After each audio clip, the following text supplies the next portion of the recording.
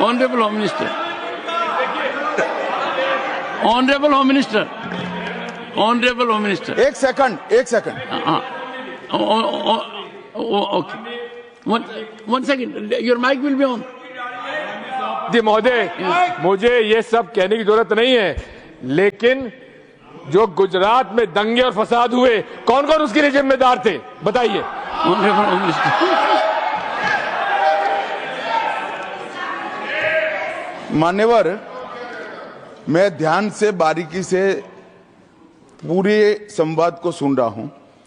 माननीय सदस्य सुधांशु जी ने दिग्विजय सिंह का नाम नहीं दिया। अब वो खड़े होकर कहे मेरे बारे में कहा, इससे साबित हो गए। और अभी भी मौका है, आपने नहीं कहा है कि 26/11 के हमले में आरएसएस का हाथ था, तो अभी खड़े होकर माइक चालू कराकर बुलवा दीजिए। माननीय,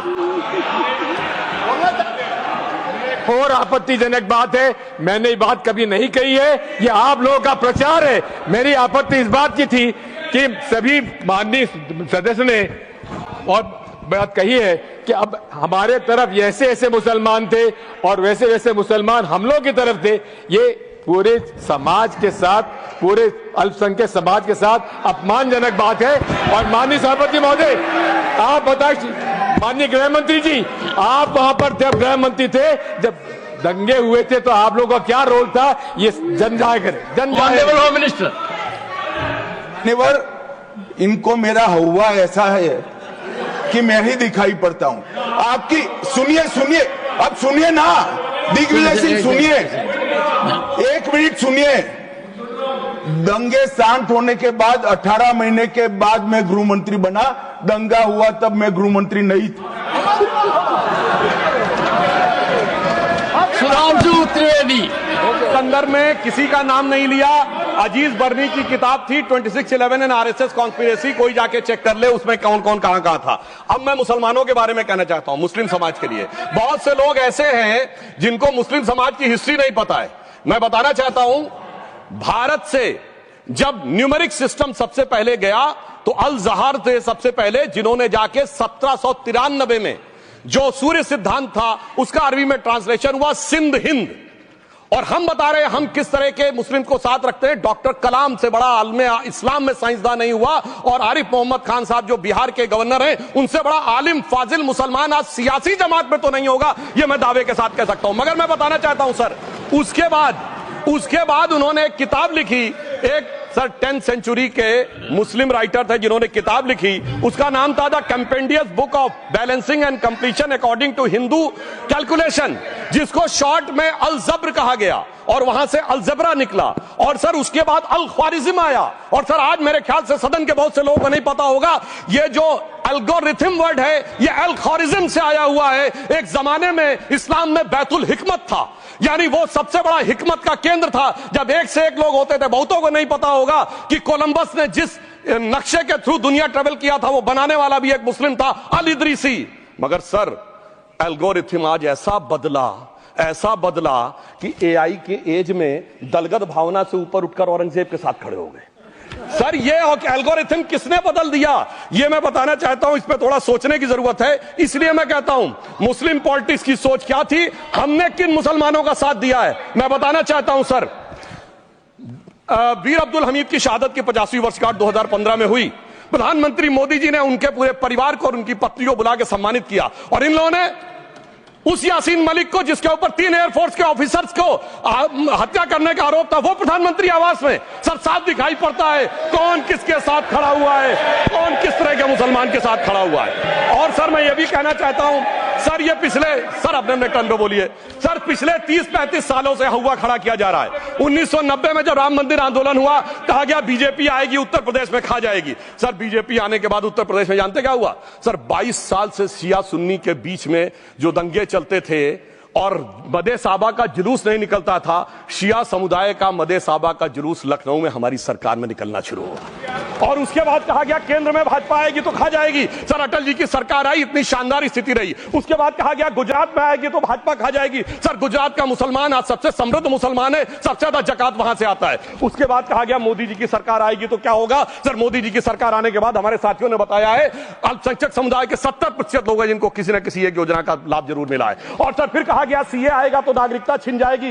सर उसके बाद भी आपने सब देखा, और सर हम बचपन में सुनते थे कि राम मंदिर बनने लगेगा तो मिडिल ईस्ट के देश पेट्रोल देना बंद कर देंगे। सर राम मंदिर भी बन रहा है और भारत मिडिल ईस्ट कॉरिडोर भी बन रहा है और अबू धाबी में भी मंदिर बन रहा है और 4 मुस्लिम देशों ने सर्वोच्च नागरिक सम्मान मोदी जी को दिया हुआ है। इसलिए मैं कहना चाहता हूं सर, मर्ज हो तो उसका इलाज किया जा सकता है। जैसे हमारे यहां वैद धन्वंतर माने गए हैं, इस्लामी अकीदे में वैद हकीम लुकमान माने गए, तो कहा गया है उनके लिए कि इसमें क्या रखा है, देखे है जो तू आन के पास, बदगुमा वहम की दारू नहीं लुकमान के पास। यानी मर्ज का इलाज है पर वहम का इलाज तो हकीम लुकमान भी नहीं कर सकते जो आपने पाल कर रखा है। मैं कहना चाहता हूं हम किन मुसलमानों की बात करते हैं। आप गंगा जमुनी तहजीब की बात करते हैं। सर दारा शिकोह औरंगजेब का बड़ा भाई था, उसने उपनिषदों का अध्ययन किया, संस्कृत में अनुवाद कराया और नाम रखा सिर्रा अकबर, यानी वर्ड्स ऑफ गॉड। मैंने किसी को दारा शिकोह की जयंती मनाते हुए नहीं देखा।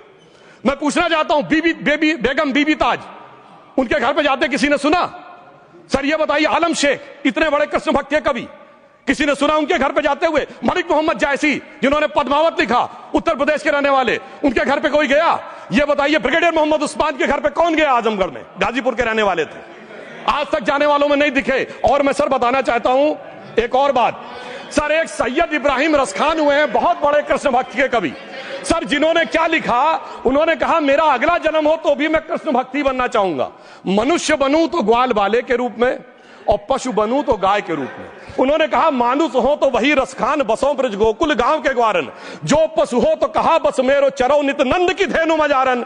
सर उन्होंने कहा गायों के बीच में नंद बाबा की गायों में जन्म लेना चाहूंगा।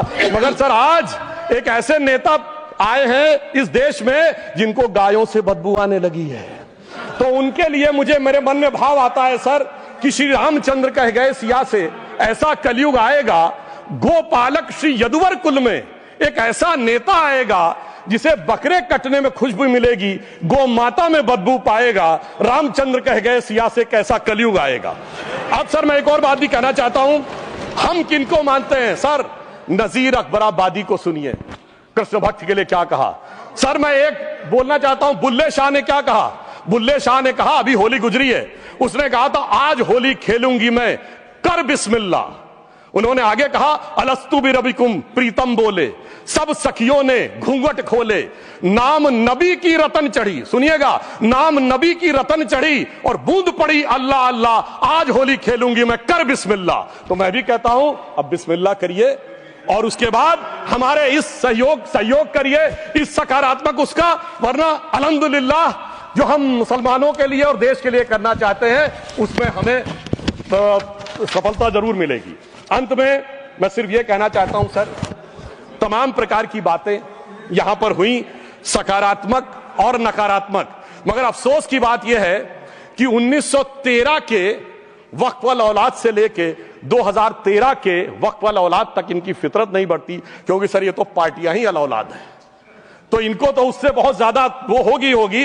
पर मैं सिर्फ अंत में कहना चाहता हूं सर, अपनी सोच बदलिए। आप जिस कश्ती पे सवार होकर इस दरिया को पार करने की कोशिश कर रहे हैं, पिछले 75 साल में नहीं कर पा रहे हैं, 10-12 साल में बहुत हिचकोले खा रहे हैं, तो कश्ती और रास्ता बदलिए। तो इनके लिए अंत में एक पंक्ति कहते हुए बात समाप्त करना चाहूंगा कि इन्होंने कश्ती भी नहीं बदली, दरिया भी नहीं बदला, पर इन डूबने वालों का जज्बा भी नहीं बदला, पर है शौक सफर ऐसा, एक उम्र हुई हमने, मंजिल भी नहीं पाई, रास्ता भी नहीं बदला। अब अगर नई मंजिल पानी है, नई मंजिल की नई सुबह देखनी है, तो मैं कहना चाहता हूं आइए सबको साथ लेकर चलिए। और एक ऐसा वक्त आया है जब मैं जो हमारे किरण रिजिजू जी ने कहा था कि मैंने एक शम्मा जलाई हवाओं के खिलाफ, तो मैं प्रधानमंत्री मोदी जी की तरफ से कहता हूं कि हमें इल्जाम मत दीजिए, बहुत अफसोस होता है, हमें इल्जाम मत दीजिए, बहुत अफसोस होता है। बड़ी तरकीब से कश्ती यहां तक लेके आए हैं, और बदल देते हैं हम दरिया की लहरें अपनी हिम्मत से, आंधियों में भी अक्सर चिराग हमने जलाए हैं। धन्यवाद।